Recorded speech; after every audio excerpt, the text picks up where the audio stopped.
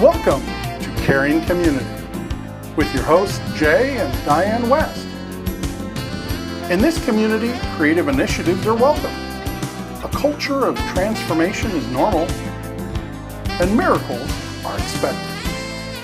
Welcome to Caring Community.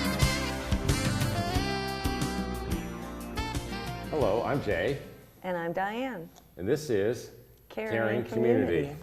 With our special guest, again, it's been a long time since we've seen you. Yes. Pastor Jim Hart from Eagles Nest Worship Center in Omaha, Nebraska. Thank you. Thanks for staying around for a second show. I'm glad to. So Enjoy if you it. missed last week, be sure to tune in, go back and see it. You can find it on YouTube. You can find it at KPAO. But I want to keep talking to you about influence in the city of Omaha, caring, assisting, helping, promoting, walking with other people when it's tough in their lives, being a blessing, encouraging, and so on. We talked a lot last time about the elementary school and the apartment complexes. I want to shift gears. I want to talk about your influence with the police department and the fire department a little bit. Can we do that? Sure. Yeah, it's a privilege to serve our city, first of all, because it's all about people. And so, because through the last show, but the things like that is, That's right. is that we knew the importance, obviously, of our police department. Part of that too is because my brother was in police work, and my brother-in-law was both police work, one in Florida, one in Los Angeles. Really? I Yeah. didn't know that either. So my uncle was a police officer with a German Shepherd police dog. Okay, yeah. And then his son became a police officer, also my cousin. And their last name was Compton. Okay. And they worked in Compton, Compton. California, which is probably one of the worst areas to work Yes, in. that's where I and then grew the best up. man at my wedding, our wedding, Yeah. worked for San Diego Police Department as well. So, Okay. so Yeah, straight out of Compton, I can say that. That's where I grew up until we went to Brazil for the mission field. My parents were missionaries. And so, but yeah, my brother-in-law was LA Police Department. He went through the whole, gambit and gang details and all that, and worked his way up in lieutenant. And my brother was K-9 in New Mexico, and then he moved to Florida, and we worked that corridor from Miami up. And of course, we both know Jeff Kaiser here in town. He's a chaplain with the Sarpy County Sheriffs. Right. And then Mark Elbert just recently is no longer there, but is the police chief in Bellevue, and he's a good friend of mine. And so we do our best to stay connected to our police department. Sure, yeah. So. And you know Sri Thomas at our Right, church is sure. the lieutenant, and so it's. So I just had maybe it's because I don't know. I just knew, hey, at any city, your police department is important, and I know they have an incredibly dangerous job. Yeah. Right. Appreciate them, and obviously we always know that they're always lumped into one. So there's a bad apple, everybody's now bad, but we understand that that's not true, because every element of this world has something, that Right. you can't just put them all together. Right. And I mean, we've seen pastors who were just horrible and berated their congregation or stole money or had an affair or whatever. It doesn't mean all pastors are bad. Are bad. Right. No. Just because one police officer does something doesn't mean all police officers are bad. No, So, we honor them. Just because one politician does something doesn't mean they're all bad. bad. So, Right. yeah. And so, so we just thought, okay, what can we do for our precinct that services our community, and our fire station, which is station 41, because they have We've been there. Yeah, they're incredibly different. We do all 24 stations. We do it like you. You do each month. You do your Yes. station, but a couple times a year we take all the stations cookies. So So I mean, it's just to let them know we appreciate them. And so we just thought, okay, let's start taking food to them once a month. Right. And it's different every month. We have those roll sandwiches, we have chicken strips, we have fruit, we have sometimes sweet stuff, donuts and other things, soft drinks, milk, whatever it may be. this is the fire station. Fire station and So police station. Do you get when you go to the fire station? Northwest do you mingle precinct. with them and spend some time with them, or We do do you every. just drop off? Sometimes we spend a little bit more time with them because we know they're busy too, Right. and sometimes they'll be on call or they'll get a call while we're there. Yeah. But we always take it in. We always hand deliver It's it. interesting that we always offer to pray. We don't always are successful, but lots of times we are. But so far, every time we've done it, we do all 24 stations on the same Sunday. Our people bake fresh cookies. We bring them and we sort them. We put them in tins. We take them there. I think maybe once one station was on a call, but for the most times they're just always there. Always there. Yeah. So Well, so police Sunday are always on call. Seems like so. there's a lot less problems happening at a Sunday right around there. Right, okay? right. Yeah, well, this is good for them. Yeah. Give them, and so that's what we started to do. And so every month we will take load. There's a couple of us always go because it takes two of us to carry everything in.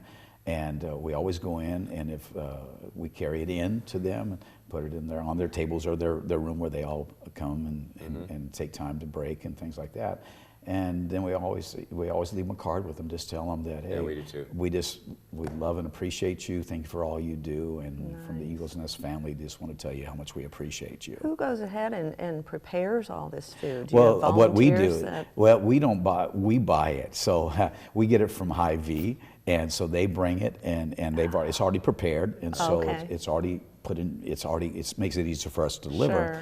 And so, and we just thought they probably feel safer if it's from a store Yeah, versus right. Well, that's handmade. That's true. You never Hy-Vee know. delivered to you they deliver to us for free. Yeah, well, they do for, and so they deliver, and so then we take it and personally drop it off there, and they'll obviously come to the door, meet us there, and lead us in, and we go in, and if the captains are there, we talk with them, tell them how much we appreciate them. We always get a nice note back from them, always saying thank you for Part of the reason for we do the appreciating cookies us. is that, and for us, I'm trying to train our people to disciple people and to reach out. So we send people in teams of 1 or 2 to each station, and then they're kind of responsible for that station. They sign up for the station that's closest to their house on the way home from church, and so it's an easy drop off, and they go in, and most of them get courage enough to ask them if they can pray with them or witness to them a little bit and just bless them.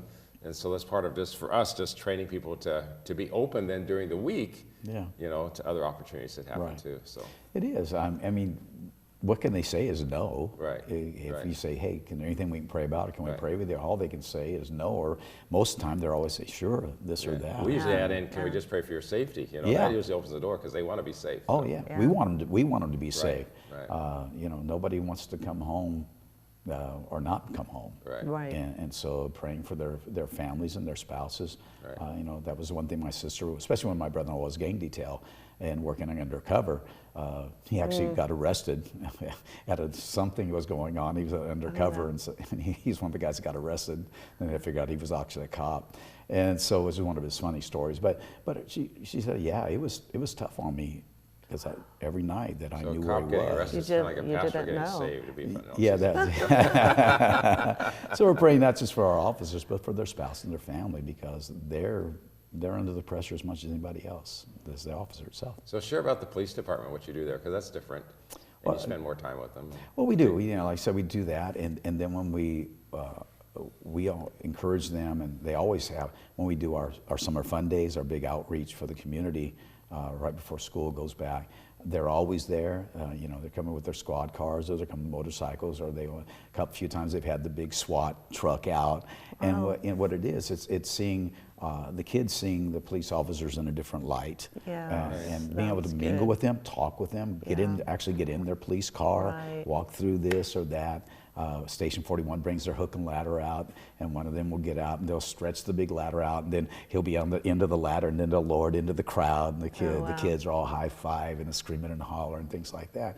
And it just gives an opportunity, and I know they have other opportunities, but it just gives opportunity for them to mingle with the kids see them in a different light, get to actually talk with them. A positive. Just positive, very Yeah. positive. So the fire department, though, is like 6, 8, 10, 12 people. Yeah. So how many officers are you feeding in the Northwest Police Ooh, now Department? you throw me on that one, I'd have to find out. And how many meals? Do you actually do 2 or 3 shifts? No, we take it in at one of the shift times, so we know we're catching them coming in and catching them going out. And so probably some of the guys loaded up before the other guys get it. So how it goes. Yeah. Like, that's really good. I'm And gonna what do take they it. say on their radios to each other when you guys are coming? You talk Well, about when that. we come into the building, they say the eagle has landed. Right. So, Oh, that's cool. which is cool because we didn't ever say anything about that. We just brought it in, but all of a sudden they started saying, "Hey, the eagle's landed." Eagle's in nest. D.C. that means the president just got off his Marine One. Marine Eagles One, yeah. landed. So yeah, it makes you feel good. I'm not going to lie. I mean, reach your chest out. Hey, that's cool. But again, it's all about again letting somebody know that they're appreciated. I they think care maybe about you them. should get one of those portable lights that's inside your car that you could have, and you could have it as you drive up there. Oh yeah, no, I don't think so. But no, it's you know, it's You don't have business cards. You need a way to announce yourself somehow, okay? Well, so, but it's cool. I mean, just getting and to know them, and then you're out, and so they, hey, aren't you Pastor Hart? And it's not because you want to be recognized, but you know, because hey, thank you for what you guys do for us. Yeah. And you see that, and on a funny note, so my wife was going a little fast and pulled over by a police officer, and when he went up to the window, he said, "Oh, aren't you Pastor Hart's wife?" She goes, "Yeah." He goes, "Oh, okay, just slow it down a little bit." So I don't think you got that same grace, though. You have a story about being pulled over down by the Quest Center a long time ago, didn't you? Well, I don't remember that you one. Or sharing I'm trying now, to forget it. I don't yeah, remember. okay. Oh yeah, it was. Yeah, Yeah. we got pulled over. Yeah, Yeah, I wasn't paying attention, and It's like- there was do not turn on red, but the car in front of me turned, and I just And so you followed just suit. yeah. And next thing I know, we're getting pulled over. So and what it was, and I got to go to that training session. Oh, great. How wonderful is that? So Yes. that's where your Northwest buddies need to come in and say, Yeah, hey. it was a different precinct. So I know, but they're yeah, still the same one of city, those guys so. came in. So what do you think, if you don't want to share this, you don't have to, but what do you think it costs the church just to feed the Northwest Precinct each time you go in? Just because if somebody's saying, man, that's great, but I don't know if our church could afford it. I think they'd be surprised at how. And it's once a month. Right. I mean, it's easy to budget that in. And to be honest, I don't know. I'd have to ask Pastor Pete that one, because we've never said, okay, what's it going to cost us? And yet I know the Bible says count the cost before you do something. But again, it was just one of those things we really felt impressed with the Holy Spirit to do. No ulterior motives, just to be a blessing. Right. You know, the greatest blessing is you're blessed to be a blessing. Right. And so, but I think that's what created the ongoing and even being able to do more and more. Because obviously churches at whatever level you are can do something maybe greater. So I can't compare what we do to say a Lifegate or West Side with how big they are. And also where they're in the city makes a difference. Well, in the city, you know, and what are the needs out there. So I can't say, well, they could do more. All I know is I do what I can do. Right. And we do what we can do. And on a personal level, on a church level, I know what I can do.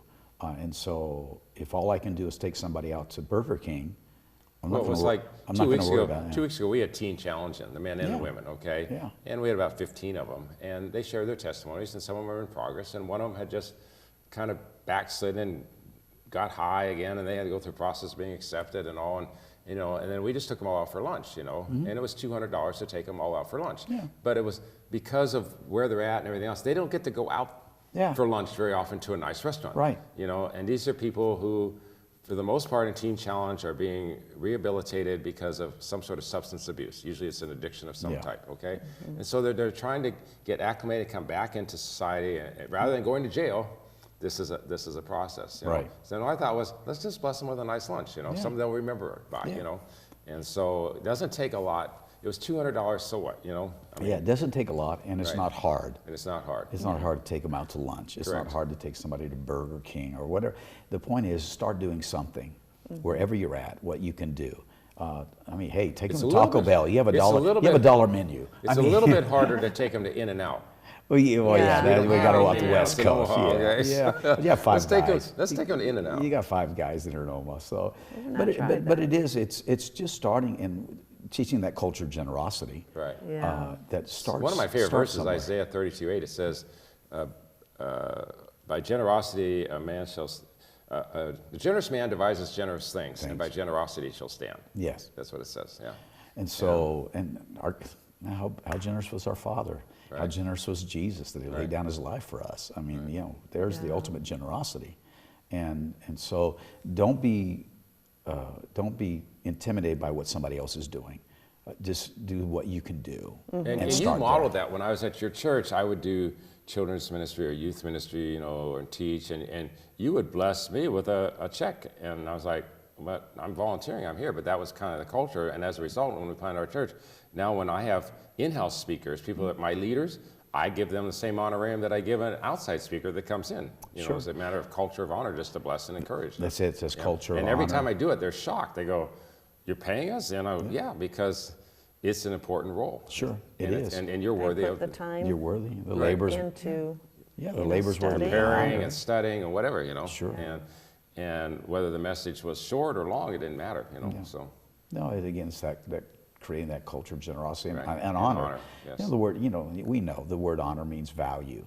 And so do you value them? And when you value something, you take care of it, you cherish it, whatever it may be, you invest into it. Right. And so when you say I honor somebody, you're saying I value you. Right. And if I really value you, then I want to invest into it. And you value your neighborhood, so it's in and around Eagle's Nest there. Eagle's Nest is at around 60th and Sorensen. That was stated in the last show. Talk about Summer Fun Days a little bit, and we want to talk about that one story we talked about it privately, but just share a little bit about Summer Fun Days as it happens on your property, not how it got started, but on the property, and some of the things you do there. Talk about repairing the bikes. That's a really important one. And yeah, well, it's on our property now. We'd always tried to keep it away, so no one felt like it was a deal to get people to come to Eagle's Nest. And that was just about serving our community. So it went through Benson Park, Miller Park. It went to Wakanda Elementary. We actually did it on there. He went to the school board and said, hey, they want to do this, but they want to do it on our school property. Can they do it? And they go, yeah, most definitely. It outgrew all those places. Winter Green Apartment, it outgrew all those locations. And so it's just, okay, let's do it on a parking lot. It's easy. It's more convenient. And we have a huge parking lot.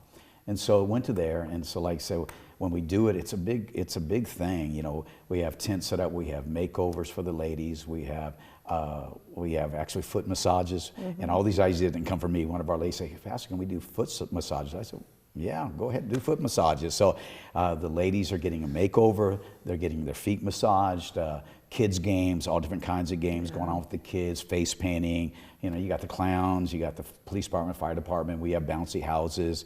Obviously, you always got a prayer tent, and that's always loaded for people getting prayer. I know some of the things you've had, like basketball hoops, 3-on-3 basketball hoops set up for right. sports games going on. And then the bike repair, which is incredibly, because a lot of kids in our neighborhood don't have dads. They're not in the picture. So we would actually have kids come in with handlebars, no wheels, in chain, and we would repair their bikes. We were giving away all kinds of stuff too, brand new bikes. Well, there's so many things, I can't mention all of them. But the bike repair is always good. The bike repair, they come in with handlebars and pedals, and they go out with a bike. Yeah, they go out with a bike. A bike that they can actually ride. Right, they came in with no wheels, nothing. They went out with something they can ride. We would store up pieces and all year long, and then bring them out, and then actually build bikes for them, which was always cool. See the kids leaving the bikes, and so all of that, and then the prayer tent. People always want to give them free food. Free food. Everything was free. Right. The 1,500 backpacks, the free food. We served. The backpacks are filled with school supplies. Right. They're not just empty backpacks. No. We went to the schools and said, what do you want the kids to have? And so the Wednesday before we do this, we have the whole assembly line in church. That's our church Wednesday night service, is packing the backpacks. Yeah. And so every school supply that the school wants them to have, that's in the backpack when they get the backpack. Right. And the food is free, hot dogs, chips, everything's, no generic stuff. It's always the name brand, things like that, because we want to, it's value, it's honoring them. And so, but then for the moms, so what are they going to do with their babies? Right. This is a great story. You guys, you'll listen to this one. So I'm not going to say I came up because I'm not sure of that. We came up with rocking grandmas and grandpas. Because our seniors, okay, what can we do? We can't help put the tents up. We can't do the manual labor like that. So we set up a couple of tents, got carpet out, put a carpet out, and rocking chairs. And here's the deal. It's rocking grandmas. And so what's going to happen when the mom's getting the makeover and the kid, or a foot massage, the grandmas and grandpas hold the babies and they rock them. Right. Yeah. And part of the reason they're under a tent, and sometimes you'd even missing things there too. I mean, it can be really, really hot. Sure. It's summer, it's August or July, the heat's coming down and the pavement's bursting it up the other way, it's hot. So put them under these tents and keep the little kids cool. And comfortable. Yeah, that's why all the tents are up and things like that. We have the water spraying like they have at parks and things like that. Because some summers are a little way hotter than the others, and then some we really pray God give us good weather. Yeah. Never had rain all these years, and so after 6 to 18 years doing this. Could you start doing it maybe in January and pray that we never have snow? yeah, we could do that one. Well, have heaters blowing out there. Yeah. Because it's always the first Saturday of August, 2 weeks before school starts. Okay. So they all, I didn't know kids, that. Yeah, so the kids will always have what they have, and the parents aren't trying to figure out where we're going to get this. And then every kid at Wakanda always has one. Right. We take them, we load them up, we take them there, leave them in the gym so they can hand them out to the kids. So tell them about the young man that came to the Rocking Grandmas. Tell that story. I know it, but you could tell it better. And So we have, we have the rocking grandmas and grandpas, and they're all holding babies, and they're rocking them while the moms are getting. And so, one year we knew they were gang members. We knew who they were and things like that. And well, obviously we have security. We want to make sure everything's good. We have never had an issue with anything in all these years we've done it. We really pray that. Thank God for that hand of, this is hand of protection. But anyway, so all of a sudden, there's a 15-year-old kid, involved in gangs already because the teachers knew who he was. right. And he's walking around like that. And all of a sudden he goes over to the rocking grandmas and grandpas. And he's watching them. And all of a sudden there's a grandma that doesn't have a baby. And he walks over to her and he says, "Will you rock me?" And she looks, obviously you're stunned. It's a 15-year-old kid, teenager. Right. And she said, "What?" And he said, "Will you rock me?" And she says, "Why?" He says, "Nobody's ever rocked me." Wow. And boy, your heart just melts. Yes. And because you never know the stories. Right. You never know the background. Here's a 15-year-old kid that Could have been just, you talked last Never was wrong. last show about the Wintergreen apartments and staying home with the kids when their parents were high or were drunk or not there or whatever. That could have been one of those kids from the same kid, and he grew up in that environment. And so she did. And the result was? Don't know the end result. Don't know the end result. I heard it a little bit differently, but that's Well, okay. but no. What I heard was that she talked about Jesus. Oh and yeah, the Lord. She's going to rock me and talk about that. Yeah. When he left, that's what I'm referring to. When he left, I don't know the end of the story there. Sure.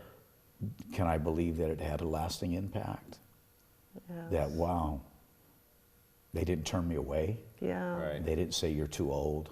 They didn't say that's ridiculous. Right. It was just simply grandma that had a heart for a 15-year-old kid. Right. Maybe she had a 15-year-old grandson. I don't know. I'd have to go back and hear all the story. Right. But the thought of a 15-year-old boy that thinks the only life he has is out there, to see somebody, Right. and nobody ever rocked me. Yeah. Nobody ever rocked me. I mean, So what I want you to mine. would you do me a favor? We have Yeah. about 5 minutes left. Would you take about 3 minutes, talk to your camera, just look at it, and talk to whoever's listening right now. Maybe hasn't been rocked, came up with a rough upbringing. Tell them about the Lord a little bit. Yeah. And just lead. Just Yeah. go as you would like. We don't always do this, but I like to do it. Yeah. Well, no, I mean, Jesus loves you. Bottom line is that. Did he cause all the hardships and the things you've had to deal with? No. But he's always been there. And he's always like that grandma. If you ask him to rock you, he'll rock you. He won't turn you away. He won't reject you. He won't say, you got to do this before I'll take you in. You got to clean up before you come to me. No, he says, let me take you just like you are.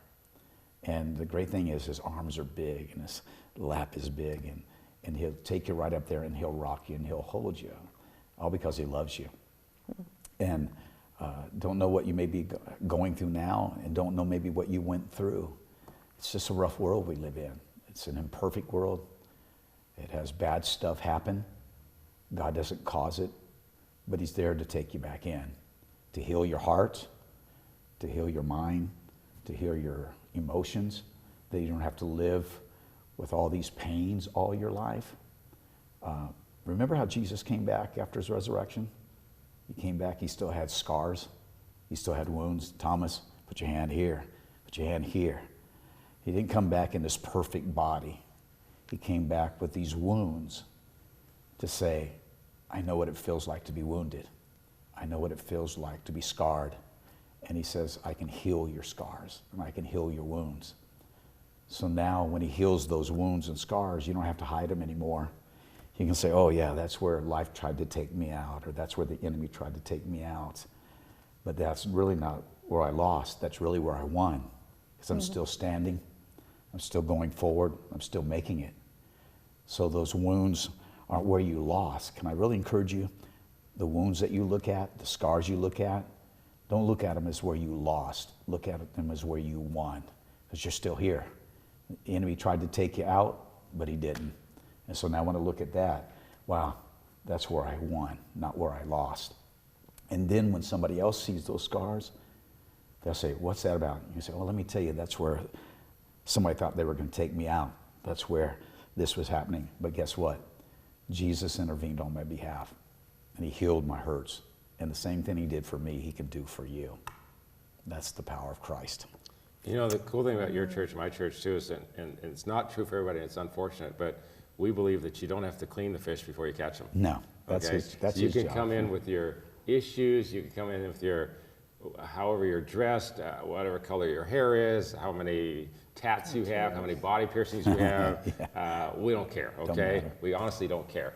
I don't have them, obviously, but that it doesn't bother me that other people have them at all. It doesn't bother me at all, you know. And we have one guy in our church, and I met him 12 years ago. Actually led him to the Lord 12 years ago, and God supernaturally healed him at that time too. But he literally has more tattoos than skin. Okay?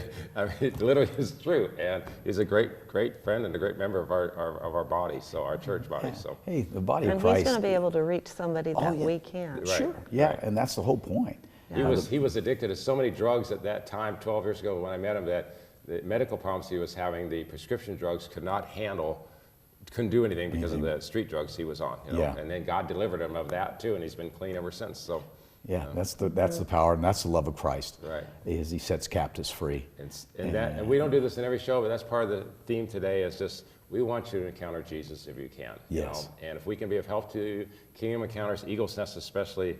You know, if you're in Omaha, great church. I went there.